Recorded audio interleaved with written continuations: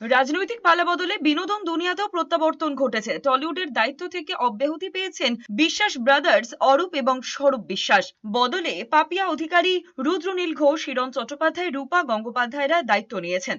সমর্পণ সেনগুপ্তের পরিচালনায় প্রত্যাবর্তন ছবির সূত্র ধরেই নতুন বিধায়ক, অভিনেতা, অভিনেত্রী আবার এক জায়গায় হয়েছেন এবং সেখানেই রুদ্রনীল ঘোষ, রূপা গঙ্গোপাধ্যায়ের গলায় উঠে এসেছে এক রাশ ক্ষোভ।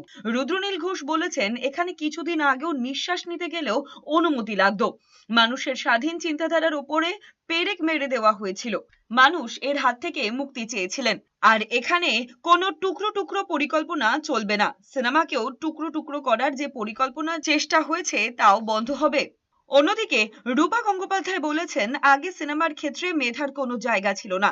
যার ক্ষমতা যত বেশি বা পরিচিতি যত বেশি, তার সিনেমা তত বেশি হলে জায়গা পেত।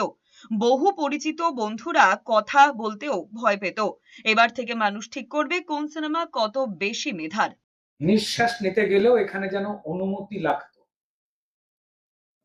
স্বপ্ন দেখতে গেলেও এখানে অনুমতি লাগতো যে কে কার লোক, নাহলে স্বপ্ন দেখাও যাবে। ঠিক এইভাবেই মৃত্যু ধীরে ধীরে গ্রাস করছিল, শুধুমাত্র শিল্প সংস্কৃতির ক্ষেত্রে নয়, প্রতিটি অঙ্গনে।